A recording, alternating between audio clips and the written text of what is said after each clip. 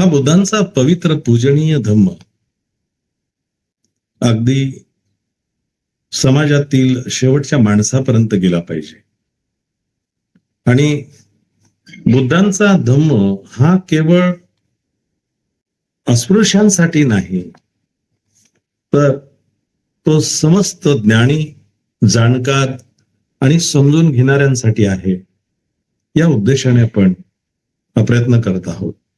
परंतु या देशाचं दुर्दैव की त्यांनी हा धर्म केवळ अस्पृश्यांचा आहे, कारण हा धर्म या देशातनं लोप पावलेला होता आणि त्याचं पुनरुत्थान करण्यासाठी परमपूज्य बोधिसत्व बाबासाहेब डॉक्टर भीमरावजी आंबेडकर यांनी अथक परिश्रम घेतले आणि एकाच वेळेला 5 लाखापेक्षा अधिक लोकांना या धम्माची दीक्षा दिली. त्यामुळे आम्ही धम्मिक तर झालो. आमचा धर्म हा बुद्ध धम्म आहे. परंतु खरोखरच आपल्याला या बुद्ध धम्माच्या अनुषंगाने काही माहिती आहे का? काही समज आहे का? काही जाण आहे का? याचा जर विचार केला, सिंहावलोकन केलं, मागे वळून बघितलं, तर आपल्याला असं कळतं की आपण यामध्ये फारच मागे आहोत. मुळात तर अनेक असे जे अस्पृश्य नाहीत, अशा अनेक लोकांनी हा धम्म समजावून घेतला आणि त्याच्यामध्ये इतकी प्रगती केली की त्यांना पुन्हा मागे वळून बघण्याची गरजही पडली नाही. मग आपणच का मागे राहावं? आपल्याला का समजू नये? आपल्याला का समज येऊ नये? आपल्याला समजला तर आपल्या येणाऱ्या पुढच्या पिढ्यांना आपण त्याचं मार्गदर्शन करू शकतो. ही भावना धम्मतरंगाच्या सर्व श्रेष्ठींच्या मनात आली आणि या धम्मतरंगावरती आपल्याला एक एक एक एक करून ही छान माळ गुंफण्याचं काम, जी मंडळी या धम्मतरंगाची महती इतरांना सांगून त्यांना या धम्मतरंगाच्या प्रवाहात प्रभावपतीत होण्यासाठी आणतात, त्या सगळ्यांचे मनस्वी धन्यवाद आणि आभार. बंधू भगिनींनो, आपण या वर्षावासाच्या कालावधीमध्ये अतिशय पवित्र, पूजनीय, वंदनीय असा बाबासाहेबांनी लिहिलेला बुद्ध आणि त्यांचा धम्म हा ग्रंथ समजून घेण्याचा प्रयत्न करत आहोत. या ग्रंथाच्या संपूर्ण रचनेची जी जबाबदारी होती ती बाबासाहेबांनी घेतली होती. बाबासाहेबांनी अथक परिश्रमातनं हा सुंदर असा ग्रंथ निर्माण केला आणि या ग्रंथाला आपल्यापर्यंत पोहोचवण्यासाठी मग रेगे असतील, चिटणीस असतील, कळवटकर असतील, यांनी अतिशय अंतःकरणपूर्वक मराठीत अनुवाद करून हा ग्रंथ आपल्यापर्यंत पोहोचवला. बाबासाहेबांच्या या विस्तृत अशा उपक्रमासाठी बाबासाहेबांच्या संदर्भाने काही अनेक कवींच्या, अनेक लेखकांच्या मनामध्ये वेगवेगळे विचार आहेत.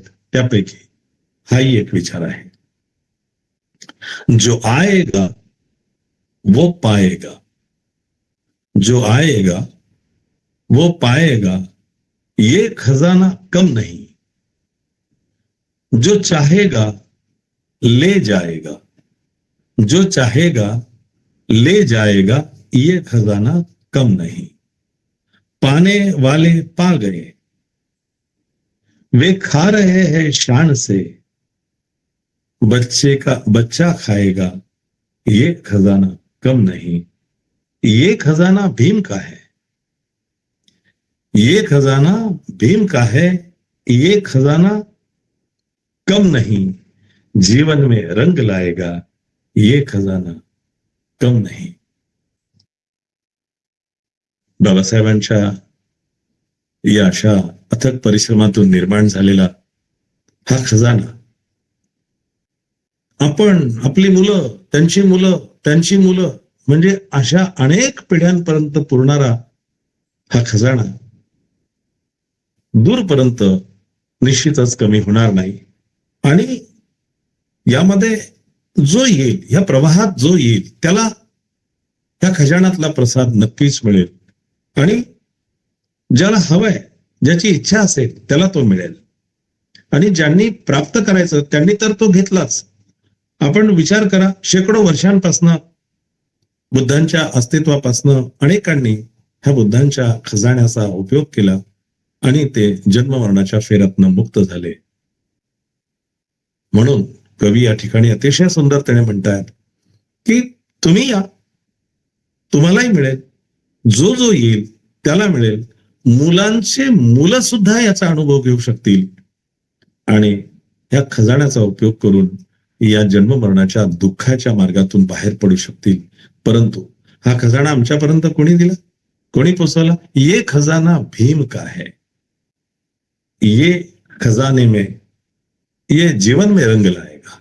आपल्या जीवनामध्ये विविध रंगांच्या छटा उमटतील अशा प्रकारचा हा खजाना जो आहे तो प्रत्येकाने घ्यावा, मनमुराद त्याचा आनंद घ्यावा, तो लुटावा आणि जीवनामध्ये त्याचं अनुसरण करावं. अशा पद्धतीचा हा बुद्ध आणि त्यांचा धम्म, या धम्माचा खजाना आहे. त्या खजाण्याच्या संबंधाने आपण कालही अनेक गोष्टी बघितल्या, आजही आपण त्याच्याकडे एक दृष्टिक्षेप टाकणार आहोत आणि आपण बघणार आहोत की नेमकं काय आहे या खजाण्यामध्ये. बंधू आणि भगिनींनो, आपण काल बघत असताना हा उदयीन जो आहे राजा, शुद्धोधनाचा महामंत्री, सिद्धार्थ गौतमाला समजून सांगण्याचा प्रयत्न करतोय. अर्थात अनेक तरुणींना सिद्धार्थ गौतमाच्या सानिध्यामध्ये पाठवून त्यांच्याबरोबर सहवास करण्यासाठी सांगून, वेगवेगळ्या प्रकारच्या प्रणय क्रीडा लीला करण्यासाठी सांगून त्या सगळ्या अपयशी ठरल्याच्या नंतर, मी एक तुझा चांगला मित्र आहे आणि मित्रत्वाच्या नात्याने तुला या सगळ्या गोष्टी सांगण्याचा प्रयत्न करतो आहे, असा विचार करून हा उदयीन, हा राजा शुद्धोधनाचा महामंत्री या सिद्धार्थ गौतमाला संसारी जीवनामध्ये त्याने रममाण व्हावं यासाठी प्रयत्न करतोय. आणि गोष्टी त्याला सांगतोय की अगदी अगस्त्य ऋषी, सोमाची पत्नी रोहिणी हिच्याशी कसा रममाण झाला, त्याचबरोबर बृहस्पतीने कसं औतथ्याची पत्नी मरुताची कन्या ममता हिला कसं भोगून भारद्वाजाला जन्म दिला, नंतर श्रेष्ठे दाता अशा चंद्राने बृहस्पतीच्या पत्नीलाही अर्धे प्रदान करीत असताना तिच्या ठाई दिव्य बुधाला जन्म दिला. या आणि अशा अनेक या महापुरुषांच्या किंवा अगदी देवस्थळी असणाऱ्या लोकांच्या गोष्टी त्यांनी सांगितल्या. म्हणजे त्यांनी ह्या सगळ्या गोष्टींचा विचार नाही केला आणि तू विचार करतोस, आणि तू तर तरुण आहेस, तुझ्याकडे पौरुष दाखवण्यासाठी सगळ्या गोष्टी असताना सुद्धा तू यातनं पळ का काढतोस? त्यामुळे तू हे सगळं कर, तू संसारात रमला पाहिजेस, मी एक मित्र या नात्याने तुला हे सगळं सांगतो आहे. अशा प्रकारचा विचार हा उदयीन या सिद्धार्थ गौतमाच्या मनामध्ये पेरण्याचा प्रयत्न करतो. आणि शेवटी तुझ्यासारखा शक्ती व सौंदर्य संपन्न युवकाने, ज्या सुखाच्या अधीन सर्व तुझ्या अवतीभोवती सर्व जग आहे, तुला हवं ते तुला प्राप्त होऊ शकतो. तू राजपुत्र आहेस, तू राजकुमार आहेस, म्हणजे तुला कुठल्या गोष्टीची मागणी करून फार काळ प्रतीक्षा करण्याची गरज पडणार नाही. आणि असं असताना सुद्धा सुख तुझ्या पायाशी लोळण घेत असताना ज्या ज्या प्रकारच्या सुखाची अभिलाषा तू करशील ते सगळं तुझ्या समोर अगदी क्षणभरात उपस्थित होईल, प्राप्त होईल. असं असताना सुद्धा तू यापासनं दूर जातोयस आणि या सुखावरती तू तुझाच स्वभावता हक्क असताना सुद्धा त्याचा तू उपयोग करत नाहीस, उपभोग घेत नाहीस. या गोष्टीचं निश्चितच आश्चर्य वाटतं. अशा प्रकारचा विचार हा उदयीन या राजपुत्राच्या समोर मांडतो. आता राजपुत्राने हे सगळं ऐकून घेतल्याच्या नंतर राजपुत्राच्या मनामध्ये त्याने मांडलेल्या प्रश्नांच्या शंकांचं उत्तर किंवा त्याचं निरसन करण्याची इच्छा असते. राजकुमारही मग या महामंत्र्याच्या प्रत्येक प्रश्नाचं उत्तर देण्यासाठी तत्पर असतो. काल आपण बघितलं होतं हे सगळ्या अशा प्रकारचे प्रश्न, अशा प्रकारच्या शंका या महामंत्र्याने उदयनाने या राजपुत्रासमोर ठेवल्या. आज मात्र राजपुत्र त्या प्रत्येक शंकेचं निरसन करणार आहे. आणि तू एक चांगला मित्र आहेस आणि मी तू जे मला सांगितलंस ते करावं असं म्हणतोयस, मी ते का करणार नाही किंवा का करत नाही हे तरी जरा ऐकशील, असं म्हणून राजपुत्राने या उदयनाला उत्तर द्यायला सुरुवात केली. नेमकं काय म्हणतोय राजपुत्र सिद्धार्थ गौतम बघूया. पवित्र परंपरेने समर्थिलेली व योग्य वाटणारी महामंत्र्याची ही वचने ऐकून मेघ गर्जनेसारख्या आपल्या आवाजात राजपुत्राने उत्तर दिले. वरती आकाशामध्ये नभ, मेघ, ढग जसे गर्जना करतात, अगदी त्याच स्वरामध्ये, भारदार आवाजामध्ये या राजपुत्राने त्या महामंत्र्याच्या प्रत्येक प्रश्नाचं, त्या मित्राच्या प्रत्येक प्रश्नाचं उत्तर राजपुत्राने दिलं. माझ्याबद्दलचा स्नेहभाव व्यक्त करणारी तुझी ही भाषा तुला योग्यच आहे, परंतु माझ्या संबंधी तुझी चूक कुठे होत आहे हे मी तुला पटवून देतो. माझ्याबद्दल तुझ्या मनामध्ये जी भावना आहे ती चांगली आहे, ती छान आहे आणि तुला ती शोभते सुद्धा, कारण तू माझा मित्र म्हणवतोस. पण नेमकं तू कुठे चुकतोयस माझ्या संदर्भाने हे जरा एकदा समजावून तर घे. अशा पद्धतीचा विचार हा राजपुत्र या महामंत्र्याच्या मनात आता एक एक करून सांगायला सुरुवात करतो. मी ऐहिक विषयांची अवहेलना करीत नाही. सर्व मानव मात्र त्यात गुरफटलेला आहे हे मला माहिती आहे, पण हे जग अनित्य आहे याची जाणीव असल्यामुळे माझे मन त्यात रमत नाही. सिद्धार्थ गौतम या महामंत्र्याला सांगतो की मी या ऐहिक विषयाची अवहेलना नाही करत. मला कल्पना आहे हे जे भौतिक जग आहे, ऐहिक सुख म्हणजे काय आहे, ऐहिक विषय म्हणजे काय आहे. आपण रोजचे जे जीवन जगतो, आपल्या जीवनामध्ये ज्या सुखांची अनुभूती घेतो, अनेक प्रकारचे सुख दुःख आपल्या जीवनामध्ये येतात. आपल्या अवतीभोवती अनेक घटना घडत असतात. या घटनांमध्ये माणूस सुखासाठी कशा पद्धतीने धडपड करत असतो, म्हणजे माझ्या दुःख का म्हणून रडत बसणारी माणसं सुखासाठी नेहमी प्रयत्नवत असतात.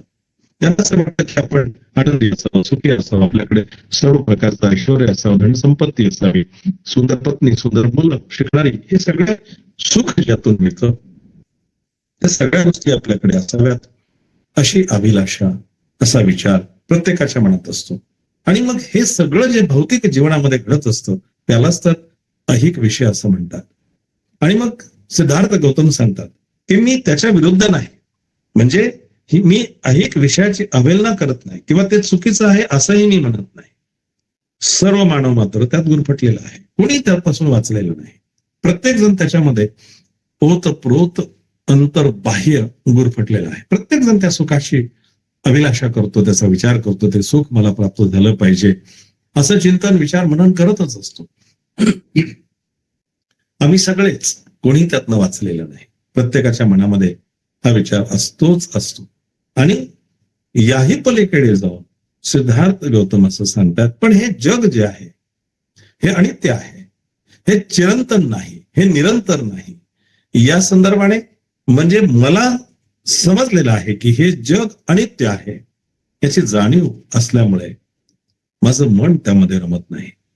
मला कल्पना आहे की ही सुंदर स्त्री, तिचं यौवन, तिचं सौंदर्य किंवा ह्या जगामध्ये असणाऱ्या प्रत्येक सुखाची गोष्ट, धन, संपत्ती, या सगळ्या गोष्टी आपण दिसत असतो. आपल्या शरीरावरती काहींचे अगदी पिळदार शरीर असते, काहींचे अतिशय आखीव रेखीव असते, काहींचे देखणं शरीर असतं, काहींचे सुंदर लांब सडक केस असतात, काहींच्या डोळ्यांचे अतिशय सौंदर्य जे आहे ते बघण्यासारखं असतं.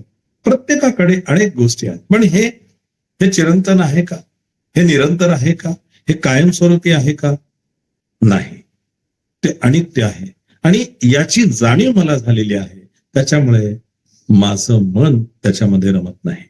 यद्यपि हे स्त्री सौंदर्य कायम राहिले तरी सुद्धा विषयोपभोगातच आनंद मानून राहणे सुज्ञ माणसाला शोभणारे नाही. जरी समजा असं घडत असेल की ह्या सुंदर दिसणाऱ्या ललना, रूपवती अतिशय सुंदर आहेत आणि असं समज की त्यांचं सौंदर्य कायम राहील, राहत तर नाहीच पण असं समजा की राहील. आता तुम्ही बघतात लहान वयामध्ये 15-16च्या वयामध्ये अतिशय सुंदर दिसणाऱ्या तरुण मुली युवती जसं जसं वयाने मोठ्या मोठ्या होत जातात, मग हळूहळू 16चे 26, 36, 46, 56, 66, 67, 77 अशा पद्धतीने वय जसं जसं वाढत जातं, तसं तसं त्यांचं सौंदर्य तुम्ही 15-16च्या असताना बघितलेलं तसंच आहे का? तसंच राहतं का? त्यांनीही जेव्हा त्या 15-16च्या असतील तेव्हा त्यांचे फोटोज काढून ठेवलेले असतील आणि ते जेव्हा 50च्या पुढे जातात तेव्हा ते आरशात बघतात आणि त्या फोटोकडे बघतात. स्वतःशीच मनात काही गोष्टी पुटपुटतात. मी कशी दिसत होते, किती सुंदर होते. किंवा एखादा पुरुष असेल तर तोही विचार करतो की माझ्या डोक्यावरती किती घनदाट केस होते आणि आता काय अवस्था आहे. तर बारकाईने विचार केल्यानंतर ती प्रत्येक गोष्ट आपण मागे टाकून आलेलो आहोत. ती आता आपल्याबरोबर पुढे नाही आहे. आपल्यामध्ये झालेला बदल, चेहऱ्यावरती आलेल्या सुरकुत्या, गळ्याभोवती आलेल्या सुरकुत्या, हाताच्या पंजावरती आलेल्या सुरकुत्या, हे सगळं बघितल्यानंतर असं लोंबकळलेलं ते चेहऱ्याचं सगळं अवसान, हे सगळं आपण बघितलं तर आपल्या असं लक्षात येतं की हे ते नाही जे आपण काही वर्ष मागे सोडून आलेलो आहोत. सिद्धार्थ गौतम तेच तर सांगतायत की हे सगळं जे सौंदर्य आहे, तू असं समज की स्त्रियांचं सौंदर्य निरंतर आहे, ते काही संपणार नाही, ते कायम राहणार आहे असं नुसतं समज. तरी सुद्धा विषय भोगातच आनंद मानून राहणे सुज्ञ माणसाला शोभणार नाही. आणि त्याच त्या गोष्टींमध्ये आपलं आयुष्य जगत राहणं हे काय सुज्ञ माणसाला शोभणार आहे का? तेच त्या सगळ्या गोष्टींचं सौंदर्याचं कौतुक करत राहणं शरीर विषय उपभोगाच्या दृष्टिकोनातून आपल्या आयुष्यामध्ये कायम कायम तेच इतर काही कामं नाहीत का? अशा प्रकारचा विचार करत राहणं ही सुज्ञ माणसाला शोभणार नाही. यद्यपि आणि जरी तू म्हणत असलास की थोर थोर महात्मे सुद्धा विषय वासनेला बळी पडलेत, हे उदयना तूच मला सांगतोयस ना की मोठमोठे महात्मे या सगळ्या गोष्टींना विषय वासनेला बळी पडलेत, तरी त्यांच्या त्या उदाहरणांना भुलू नकोस. म्हणजे तूच मला सांगतोयस उदयना की मोठे मोठे महात्मे या सगळ्या विषय वासनेला बळी पडलेले आहेत आणि तूच हे विसरू नकोस, कारण त्यामुळे शेवटी त्यांच्या जीवनाचा नाशच झालेला आहे. काय त्यांनी मिळवलंय, काय चांगल्या गोष्टी त्यांच्या जीवनामध्ये घडल्या. आता तू मला त्यांची उदाहरणं का सांगतोयस? त्यांच्याबद्दलच तू सांगतोय ते सगळं चांगलं केलं म्हणून थोडी सांगतोयस. त्यांच्याबद्दल तुझ्या मनामध्ये हा विचार आहेच ना, आहेच की तू त्यांना सांगतोयस. एक सुंदर गोष्ट मी 2 दिवसांपूर्वी माझ्या एका पुस्तकाच्या माध्यमातून वाचण्यात आली. एक श्रीमंत मुलगा एका अतिशय गरीब मुलीबरोबर प्रेम करतो आणि प्रेम करताना ती विधवा आहे,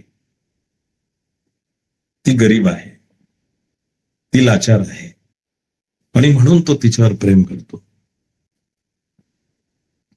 आणि प्रेमाचं कौतुक सगळ्यांना सांगत सुटतो. मी त्या विधवेबरोबर लग्न करणार आहे. घरच्यांचा, काही लोकांचा विरोध आहे. दोघेही विजातीय आहेत, वेगवेगळ्या जातीचे आहेत. एका जातीचे नाही, एका धर्माचे नाही, एका पंथाचे नाही. तरी सुद्धा ती मुलगी विधवा आहे आणि हा समाजकार्य करणारा आहे. सामाजिक गोष्टींमध्ये याला खूप आनंद मिळतो आणि मग हा तिच्यावर प्रेम करतो, तिच्याशी विवाह करण्याचा विचार आपल्या स्नेहांकडे, मित्रांकडे म्हणतो. त्यातला एक मित्र हुशार असतो, तो त्याला म्हणतो की तू हे जे काही करतोयस ना ते चुकीचं करतोयस. तू त्या मुलीवर प्रेमच करत नाहीस, तू तिला सहानुभूती दाखवतोयस. कसली सहानुभूती? ती विधवा असल्याची. कसली सहानुभूती? ती गरीब असल्याची. आणि तिच्या या विधवापणामुळे तू तिच्यावरती दया दाखवतोयस, तू तिच्यावर प्रेमच करत नाहीयेस. तू तिच्याशी विवाह करू नकोस, असा एक सच्चा मित्र त्याला सल्ला देतो. तो म्हणतो तू वेडा आहेस का? हा विचार तू माझ्यासमोर का म्हणतोय? मी एवढं चांगलं काम करतोय, ती विधवा आहे, गरीब आहे, परिस्थितीने लाचार आहे, तिला एक मूल आहे, आणि तरी मी तिच्याशी लग्न करतोय. मग पुन्हा तो मित्र सांगतो की तू ते करू नकोस, तिच्याबरोबर तू विवाह करू नकोस, कारण तू तिच्याबरोबर प्रेम करत नाहीस, तू तिच्यावरती दया दाखवतो आहेस. ती विधवा आहे म्हणून तू तिच्याशी लग्न करून समाजामध्ये तू केवढं मोठं काम केल्याचं कौतुक मिरवण्यासाठी तू तिच्याशी विवाह करण्यासाठी तयार होतोयस. उद्या तू तिच्याशी लग्न करशील, ती विधवा राहणार नाही. तू तिच्याशी लग्न करशील, तू श्रीमंत आहेस, ती गरीब आहे. तुझ्याशी विवाह झाल्यानंतर ती गरीब राहणार नाही. तुझ्याकडे मिरवावं असं काय राहील? म्हणजे तू ज्या पद्धतीने तिच्याबद्दल अनुकंपा करतो आहेस, सहानुभूती दाखवतो आहेस. ती विधवा आहे, ती गरीब आहे, तिला एक बाळ आहे, त्या मुलाला बाप नाहीये. तू तिच्याशी लग्न केल्यानंतर ती विधवा राहणार नाही, ती गरीब राहणार नाही, त्या मुलाला बाप मिळून जाईल. हे सगळं ज्याच्यासाठी तू हा सगळा उठाठेव करण्याचा प्रयत्न करतोय, खटाटोप करण्याचा प्रयत्न करतोय, ते सगळं संपून जाईल. मग तू अंतर्मनातनं विचार कर की तू तिला तुझ्या दयेवरती जगण्यासाठी तयार करतो आहेस, तू तिच्यावर प्रेम करत नाहीस आहेस. तो मित्र म्हणतो असं नाही आहे, आणि तो मित्र तिथून निघून जातो. काही दिवसांनंतर त्या मित्राला ह्या गोष्टीची जाणीव होते की तो म्हणत होता तेच बरोबर होतं, तेच खरं होतं. कारण तिच्यावर केवळ सामाजिक दृष्ट्या मी उपकार करतोय ही भावना तुझ्या मनामध्ये उठते आहे, आणि तिच्याशी तू लग्न करण्यासाठी तयार होतो आहे. जर तू तिच्याबरोबर प्रेम करत असशील तर तू ह्या सगळ्या गोष्टी लोकांना सांगून कारण नसताना कौतुक करत फिरणार नाहीस. तू का सांगतोयस तू एका विधवेबरोबर विवाह करणार आहे? तू का सांगतोयस एका गरीब मुलीबरोबर विवाह करणार आहेस? आणि तू बाप नसलेल्या मुलाला सांभाळण्यासाठी, त्याला बाप मिळवून देण्यासाठी प्रयत्न करतोस. ह्या सगळ्या गोष्टी बाजूला ठेव आणि फक्त एवढंच म्हण की मला ती आवडते, मी तिच्यावर प्रेम करतो, बाकी सगळ्या गोष्टी गौण आहेत. तू असं करत नाहीयेस, आणि म्हणून मी तुला असा सल्ला देत होतो की तू तिच्याशी लग्न करू नको. कारण आता तू तिच्या सौंदर्याचा विचार करतोयस आणि तिचं सौंदर्य तुला खुलवत आहे, आणि तू तिला तिच्या सौंदर्याच्या प्रेमात पडतो आहेस, आणि तुझी बाजू कशी जास्त सरशी आहे हे दाखवण्यासाठी तू मित्रांना सांगतो आहेस की तू एका विधवेशी लग्न करतो आहेस. उद्या तिचं सौंदर्य राहणार नाही, उद्या तिचं विधवा पण राहणार नाही, उद्या तिची गरिबी राहणार नाही, तिच्या मुलाला बाप मिळून जाईल. या सगळ्या गोष्टी घडल्यानंतर तू एवढंच प्रेम तिच्यावर करणार आहेस का ज्या गोष्टींचा तू एक वेगळ्या पद्धतीने समीकरण मांडतोयस, आणि त्या समीकरणाच्या माध्यमातून तिच्याशी विवाह करण्याचा दृष्टिकोन डोक्यात ठेवून लोकांसमोर ते सगळं सांगतोयस? हे काहीच राहणार नाहीये, हे सगळं संपणार आहे, ते सगळं मागे पडणार आहे. मग तेव्हा तू काय करशील? या सगळ्या गोष्टी जेव्हा मागे पडतात तेव्हा माणूस विचार करतो, पश्चाताप होतो त्याला, आणि मग तो म्हणतो की मित्रा, तू म्हणालास तेच बरोबर आहे, तेच खरं आहे, तेच सत्य आहे. आतापर्यंत मी माझ्या मनातल्या अहंकारामुळे तिच्यावरती अनुकंपा करण्याचा प्रयत्न करत होतो, आणि तिच्या गरिबीतनं तिला बाहेर काढण्यासाठी मी हे करतोय असं सांगत होतो, पण तू म्हणतोस तेच खरं आहे. हे कुठलंही निरंतर टिकणार नाही, दूर काळापर्यंत जाणार नाही.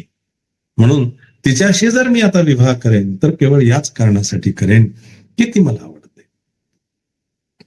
माणसं कशा पद्धतीने जीवनामध्ये काय जास्त हायलाइट होईल, प्रकाशात येईल याचा विचार करून जगतात. आणि बुद्ध म्हणतात या सगळ्या गोष्टी ज्या त्यांनी केल्यात त्या कशा आहेत?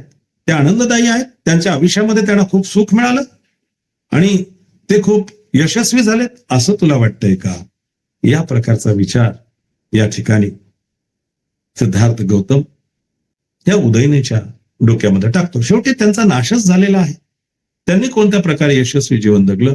जेथे सर्वनाश आहे किंवा जेथे अहिक विषयाचा मोह आहे अथवा जिथे आत्मसंयमनाचा अभाव आहे अशा ठिकाणी खरीखुरी महात्माच असू शकत नाही. अरे जिथे ह्या सगळ्या गोष्टी विषयाचा मोह आहे, अहिक सुखाचा विचार आहे, सर्वनाश आहे आणि आत्मसंयमनाचा अभाव आहे, कोणती व्यक्ती, कोणता महात्मा तिथे राहू शकेल? आणि स्त्रियांशी वरकरणी प्रेम करून वागावे असे जेव्हा तू म्हणतोस, म्हणजे वरकरणी, आता मी तुम्हाला एक उदाहरण सांगितलं, ते वरकरणी प्रेमाचंच नाही तर आणखी काय. आणि या स्त्रिया तुमच्या जीवनामध्ये तुमच्या सहचारिणी होऊ शकणार नसतील, तुम्ही फक्त तुमच्या सुख उपभोगासाठी त्यांचा वापर करा, असं तू मला सांगतोयस की वरकरणीच प्रेम करायचं. असं तू जेव्हा म्हणतोस तेव्हा ते वरकरणी प्रेम जरी आदरपूर्वक असले तरी मला त्याची गोडी वाटत नाही. ठीक आहे, त्यातनं कदाचित चूक मिळेल, मन स्थिर होईल, काही वेळ मी शांत राहील, हे सगळं जरी खरं असलं तरी त्याची मला गोडी वाटत नाही.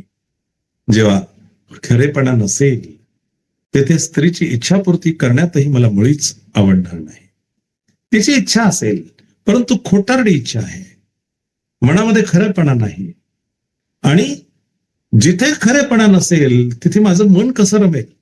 मला ती गोष्ट आवडणारच नाही आणि मी ती गोष्ट करण्यासाठी केवळ तिच्या इच्छापूर्तीचा विचार करून मी ते करणार नाही. जर संयोग मनापासून व नैसर्गिक नसेल तर त्या संयोगाचा धिक्कार असो.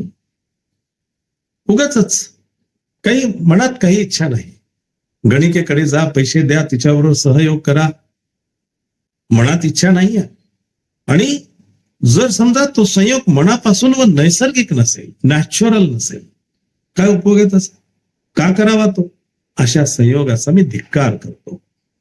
मन विषयाधीन झाले असेल, मिथ्यत्वावरती विश्वास ठेवणारे असेल, विषय वस्तूंचे दोष न पाहणारे असेल, तर मग अशी वंचना करून घेण्यात काय अर्थ आहे? सिद्धार्थ गौतम, विद्वत्तेचा शिरोमणी असलेली ही व्यक्ती त्या उदयनाला सांगते की अरे मित्रा, तू मला हे सगळं सांगतोयस आणि मनच जर विषयाधीन झालेलं आहे, मनामध्ये फक्त त्याच प्रकारच्या गोष्टी सारख्या सारख्या येतात आणि सगळं मिथ्या आहे, खोटं आहे, चुकीचं आहे, तरी त्याच्यावरती विश्वास ठेवणारे असेल आणि विषय वस्तूंमध्ये दोष न पाहणारे असेल, दिसतंय धडधडीत, क्लिअर कळतं आहे आपल्याला की हे चुकीचं आहे, हे अधर्माचं आहे, तरी सुद्धा त्याच्यामध्येच मन रमतं आहे, तर मग अशी वंचना करून घेण्यात काय अर्थ आहे? आणि विषय वासनेचे बळी जर एकमेकांची फसवणूक करू लागले तर ते पुरुष आणि त्या स्त्रिया एकमेकांकडे पाहण्यासाठी अपात्र आहेत असेच नाही का? बघा की विषय वासनेमुळे एकमेकाचं आयुष्य बर्बाद करण्याकडे निघाली ही मंडळी एकमेकाची फसवणूक करते, असं नाही वाटत का?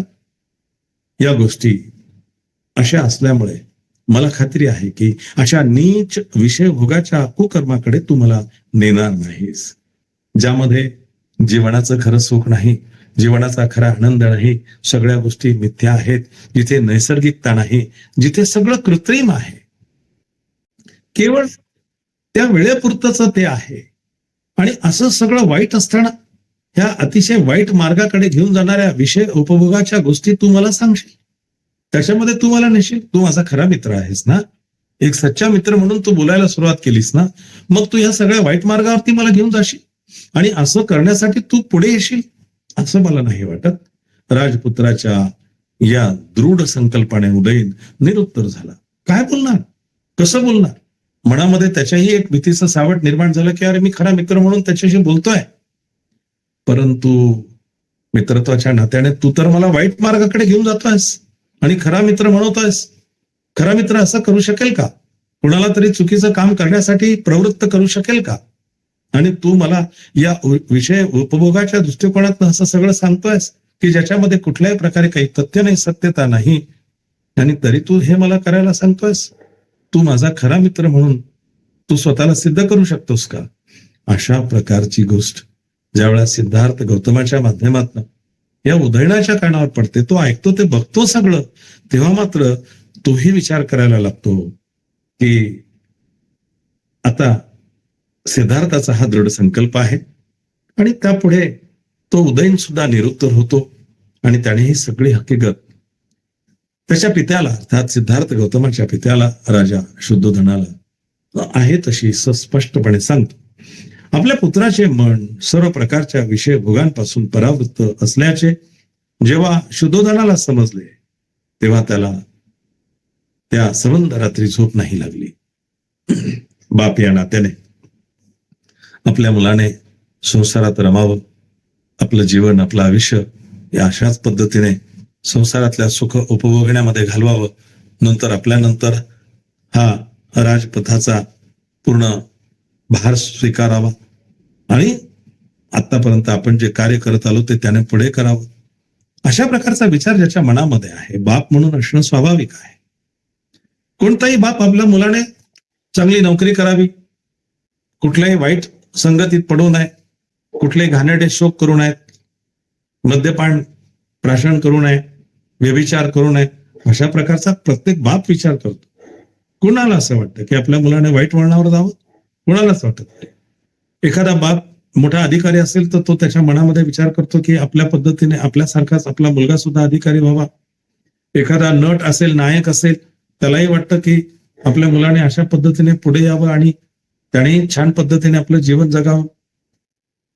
राजा शुद्धोधनाला सुद्धा आपल्या पुत्राच्या बद्दल असंच वाटतं की आपल्या मुलाने सुद्धा हा राजपाट, ही राजगादी सांभाळावी आणि चांगलं यशस्वी जीवन जगावं. परंतु जेव्हा उदयन ह्या सगळ्या गोष्टी त्याला सांगतो, रात्रभर या राजाला, या शुद्धोधनाला झोप येत नाही आणि अक्षरशः हृदयात बाण रुतलेल्या हत्तीसारखा तो विव्हळ झाला.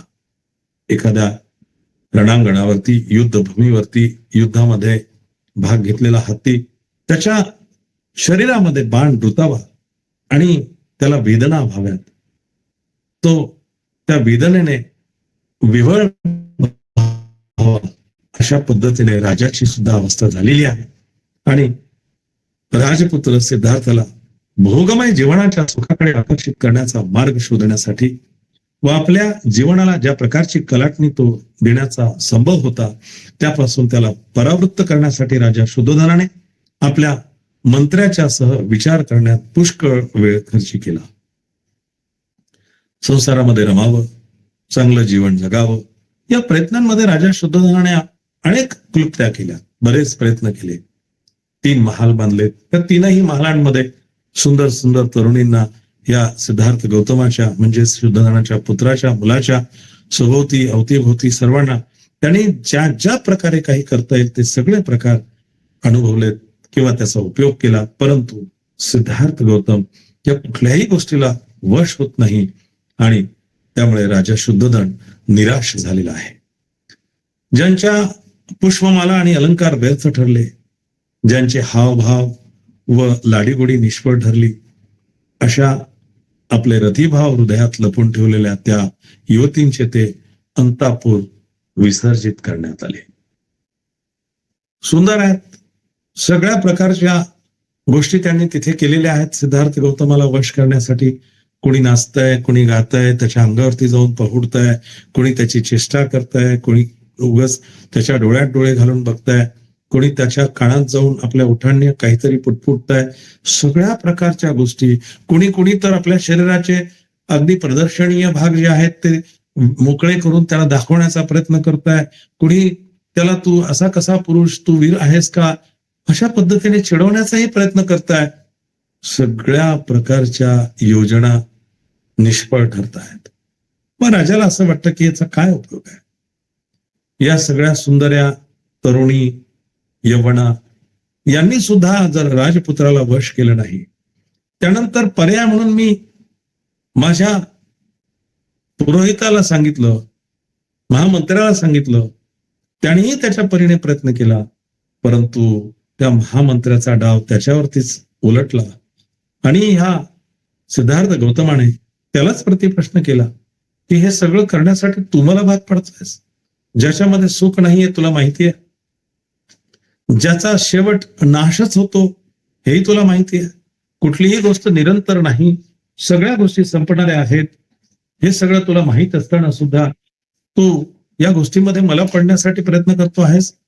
हे सगळं जेव्हा राजपुत्र त्या उदयनाला सांगतो त्यावेळेला मात्र उदयनाचे खाडकन डोळे उघडतात आणि मी हे काय करतो आहे, मी माझ्या एका मित्राला विनाकारण चुकीच्या मार्गावरती घेऊन जाण्यासाठी प्रयत्न करतो आहे, असं तो जाऊन राजाकडे सांगतो. राजा विषण्ण होतो आणि मग शेवटी या ज्या तरुणी युवती यांच्यासाठी जी काही त्याने अंतःपुरं तयार केली होती ती सगळी विसर्जित करण्यात आली. शाक्यांचा एक संघ होता. आता राजपुत्राच्या बाबतीत संसारात रमावं यासाठी जे प्रयत्न होते ते सगळे करून झालेत. राजा शुद्धोधन आता मात्र निराश झालेला आहे. पश्चाताप झाला आहे त्याला की मी हे सगळं करून पाहिलंय, परंतु तरी सुद्धा राजपुत्र जरा सुद्धा मागे वळून बघायला तयार नाही. तो त्याच्या ध्येयाशी एकनिष्ठ आहे. मग मात्र ते सगळे प्रयत्न सोडून दिलेत. आता संघामध्ये प्रवेश, शाक्यांचा एक संघ होता. शाक्यांचा जो एक संघ होता, वयाची 20 वर्ष झाल्यावर प्रत्येक शाक्य तरुणाला संघाची दीक्षा घ्यावी लागत असे व संघाचे सभासद व्हावे लागत असे. प्रत्येक तरुणाच्या दृष्टिकोनातून शाक्य संघामध्ये प्रवेश करणं, वयाची विषय आली की संघामध्ये प्रवेश करणं हे क्रमप्राप्त होते. सिद्धार्थ गौतमाला 20 वर्ष पूर्ण झाली होती. संघाची दीक्षा घेऊन त्याचे सभासद होण्याचे ते योग्य असं वय होतं. शाक्यांचे एक सभागृह होते, त्याला ते संथागार म्हणत. ते कपिलवस्तू नगरातच होते. संघाच्या सभाही याच संथागारात होत असत. शाक्यांचा जो संघ होता, सर्व 20 वर्ष पूर्ण झालेले तरुण त्या संघामध्ये एकत्र येत. ज्या ठिकाणी ते एकत्र येत त्याला संथागार म्हणत. आणि हा संथागार सुद्धा कपिलवस्तूमध्येच होता, त्या नगरीतच होता. सिद्धार्थाला शाक्य संघाची दीक्षा देण्याच्या हेतूने शुद्धोधनाने शाक्यांच्या पुरोहिताला संघाची सभा बोलवण्यास सांगितले. पुरोहित या सभेचं नियोजन करत असे. राजाने सांगितलं पुरोहिताला की आता तू संघाची सभा बोल आणि आता सिद्धार्थ गौतमाला संघामध्ये प्रवेश दे. त्यानुसार कपिलवस्तू येथील शाक्यांच्या संथागारात संघाची सभा झाली. सिद्धार्थाला संघाचे सभासद करून घ्यावे म्हणून पुरोहिताने संघाच्या सभेत ठराव मांडला.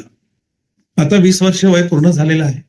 आपल्या नियमाप्रमाणे जो तरुण 20 वर्षाचा होईल त्याला या कपिलवस्तूमध्ये, या शाक्य संघामध्ये प्रवेश देणं क्रमप्राप्त आहे. आणि अशा पद्धतीने राजा शुद्धोधनाने सांगितल्याच्या नंतर या पुरोहिताने संघाची सभा बोलवली आणि या सिद्धार्थ गौतमाला संघाचा सभासद करावं असा ठराव मांडला. तेव्हा शाक्यांचा सेनापती आपल्या जागेवर उठून उभा राहिला. संघाला उद्देशून त्याने पुढील प्रमाणे भाषण केले. शाक्य वंशातील शुद्धोधनाच्या कुळात जन्मलेला सिद्धार्थ गौतम संघाचा सभासद होऊ इच्छितो. त्याचे वय 20 वर्षाचे असून तो सर्व दृष्टीने या संघाचा सदस्य होण्यास पात्र आहे. म्हणून त्याला या संघाचे सदस्य करून घ्यावे असे मी सुचवितो. माझी अशी प्रार्थना आहे की या प्रस्तावाच्या विरुद्ध असणाऱ्यांनी आपले मत व्यक्त करावे. हा जो शाक्यांचा सेनापती आहे, या सेनापतीची ती जबाबदारी आहे. तो शाक्य संघाचा प्रमुख आहे. आणि मग तो एक प्रस्ताव जो पुरोहिताने मांडला त्या प्रस्तावाच्या अनुषंगाने म्हणतो की मी या सिद्धार्थ गौतमाला आपल्या शाक्य संघाचा सभासद करून घ्यावं असं या संघासमोर निवेदन करतो. आपल्याकडे प्रथा आहे, परंपरा आहे की 20 वर्ष ज्या तरुणाचे पूर्ण होतात तो शाक्य संघाचा सभासद होऊ शकतो. त्या पद्धतीने सर्व दृष्टिकोनाने परिपूर्ण असलेला सिद्धार्थ गौतम आपल्या संघाचा सभासद होण्यास इच्छुक आहे. तेव्हा त्याला सभासद करून घेण्यासाठी हा प्रस्ताव मांडतो आहे. ज्याला कुणाला असं वाटत असेल की नाही त्याने अजून संघाचं सदस्यत्व घेऊ नये, त्याने आपलं मत मांडावं. ज्याची नकारात्मक भूमिका असेल त्याने या विषयावरती बोलावं, त्याने आपलं मत व्यक्त करावं. या सूचनेविरुद्ध कोणीही बोलले नाही. सेनापती पुन्हा म्हणाला, मी दुसऱ्यांदा सांगतो की जे कोणी या ठरावाच्या विरुद्ध असतील त्यांनी बोलावं. ठरावाविरुद्ध बोलण्यास कोणीही उभे राहिले नाही. सेनापतीने पुन्हा म्हटले, मी तिसऱ्यांदा सांगतो, जे कोणी या ठरावाविरुद्ध असतील त्यांनी बोलावं. ती अगदी त्यावेळेची तथागतांच्या वेळेपासनाची ही परंपराच होती की एक विषय 3 वेळा मांडावा आणि 3 वेळा त्याची मांडणी केल्याच्या नंतर त्याला जर समजा कोणीच नकार दिला नाही किंवा त्या ठरावाच्या विरुद्ध कोणी बोललं नाही तर तो एकमताने संमत झाला असं म्हटलं जाईल. आणि तिसऱ्या वेळीही कोणीही ठराविरुद्ध बोललं नाही. शाक्यांचा असा नियम होता की एखाद्या ठरावाशिवाय त्यांच्या संघात कोणतीही चर्चा होऊ शकत नव्हती. ठराव घेणं क्रमप्राप्त होतं, त्याला प्राधान्य होतं. जर ठराव नाही झाला तर त्याला मान्यता नाही आणि कोणत्याही गोष्टीची चर्चा होऊ शकत नव्हती व कोणताही ठराव 3 वेळा संमत झाल्याखेरीज ती संमत झाली असे जाहीर करता येत नव्हते. 3 वेळा त्याची मान्यता म्हणजे ठराव मांडायचा, त्या ठरावाच्या अनुषंगाने 3 वेळा त्याची चर्चा करायची, होकार नकार या संदर्भाने प्रतिक्रिया मागवायच्या आणि जर समजा कोणीच काही म्हटलं नाही तर त्या संघाचा तो सदस्य झाल्याचे जाहीर करण्यात येत असे. सेनापतीने मांडलेला ठराव 3 वेळा बिनविरोध संमत झाल्यामुळे सिद्धार्थाचा शाक्य संघात अंतर्भाव करून तो संघाचा सदस्य झाल्याचे जाहीर करण्यात आले. तदनंतर शाक्यांचा पुरोहित उभा राहिला. त्याने सिद्धार्थाला आपल्या जागी उभे राहावयास सांगितले. सिद्धार्थाला उद्देशून तो म्हणाला, तुला सभासद करून घेऊन संघाने तुझा बहुमान केला हे तू मानतोस ना? होय महाराज, सिद्धार्थ म्हणाला. सेनापतीने त्याला विचारलं की तुला शाक्य संघाने आपला सभासद करून घेतलेला आहे, त्यामुळे तुझा सन्मान झाला आहे असं तुला मान्य आहे का? सिद्धार्थ म्हणाला, होय महाराज, मला मान्य आहे. पुरोहिताने संघाच्या सभासदत्वाची बंधने तुला ठाऊक आहेत का असे विचारले. पुरोहित म्हणाला की संघामध्ये काही बंधनं आहेत, काही नियम आहेत, हे तुला माहीत आहेत का? सिद्धार्थ म्हणाला, नाही महाराज, मला माहीत नाही, पण ती जाणून घेतल्याने मी सुखी होईन.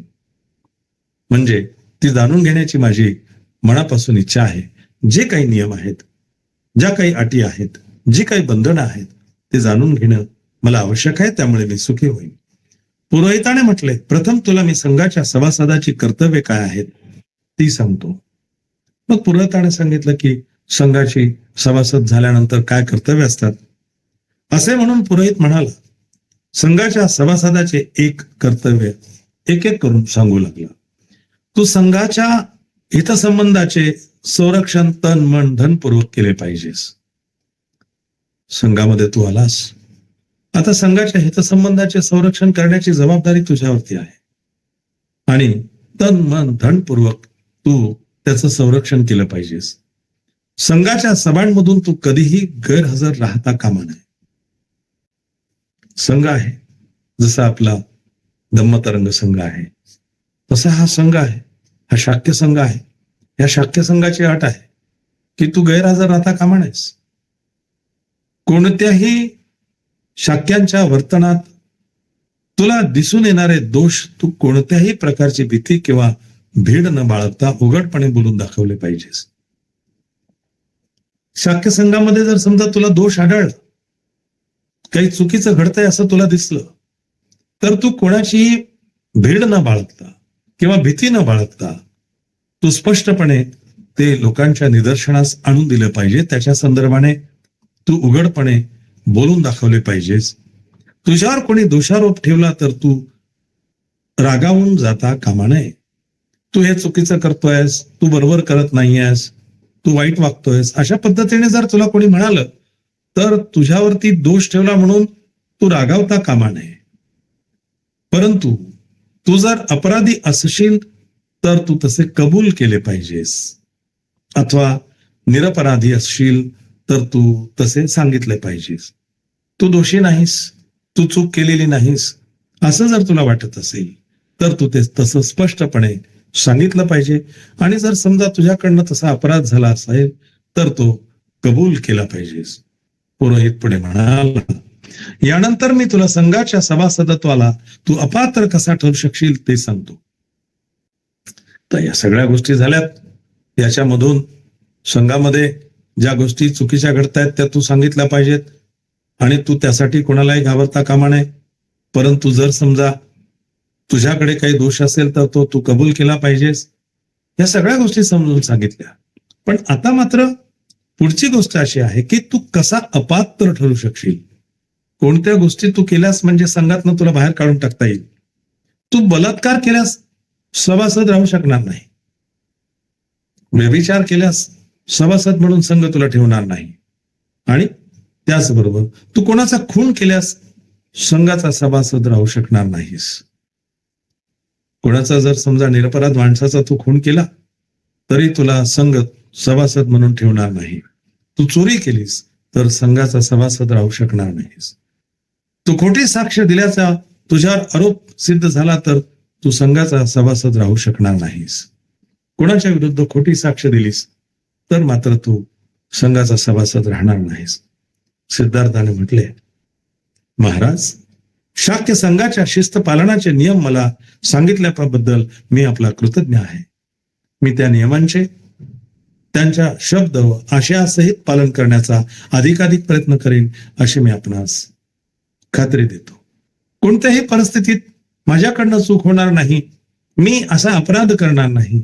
कोणत्याही परिस्थितीत तुम्ही जे काही सांगता आहात त्याप्रमाणे मी बलात्कार करणार नाही. मी कोणाचा खून करणार नाही आणि त्याचबरोबर चोरी कधी करणार नाही. खोटी साक्ष कधी देणार नाही. या सगळ्या गोष्टी आपण मला सांगितल्यात. त्यामुळे मी खरं तर आपल्या उपकारच मानतो. कारण या सगळ्या गोष्टी जर समजा कोणी करणार असेल तर तो संघाचा सदस्य राहण्यास अपात्र ठरेल. त्याची पात्रता संपली. तो चुकीचे कामं करतोय, तो खून करतोय, तो व्यभिचारी आहे, त्याचबरोबर तो खोटी साक्ष देतो आहे. या सगळ्या गोष्टी ज्या संघाला मान्य नाहीत अशा सगळ्या गोष्टी करणाऱ्या कुठल्याही व्यक्तीला संघाचा सदस्य म्हणून राहण्याची आवश्यकता नाही. संघ त्याला निष्कासित करून टाकेल. संघाच्या या नियमांचं पालन तू करणार असेल तर निश्चितपणे तुझं स्वागतच आहे. या पद्धतीने संघाचं सदस्यत्व त्याला दिल्यानंतर, सिद्धार्थ गौतमाला मिळाल्याच्या नंतर त्याला संघाचे नियम हा सेनापती जो संघाचा प्रमुख आहे तो सगळं समजून सांगतो आहे. या सगळ्या गोष्टी त्याने समजून सांगितल्या त्याबद्दल सिद्धार्थ गौतम मनस्वी त्यांचे धन्यवाद व्यक्त करतो, आभार व्यक्त करतो. आणि बरंच केलं तुम्ही मला या सगळ्या गोष्टी सांगितल्या आणि या सगळ्या गोष्टी मी समजून घेतल्या. त्याप्रमाणे जास्तीत जास्त त्या गोष्टींचं पालन करण्याचा मी प्रयत्न करेन असं सिद्धार्थ गौतम त्या सेनापतीला हमी देतो, आपल्या बाजूने होकार देतो आणि त्या मिनिटाला तो संघाचा सदस्य होतो, सभासद होतो. अशा अतिशय सुंदर पद्धतीने या संघामध्ये प्रवेश मिळाल्याच्या नंतर संघाच्या सगळ्या घटना किंवा नियम यांची माहिती मिळाल्यानंतर या सगळ्यांचे आभार मानून ते दोघेही खाली बसतात.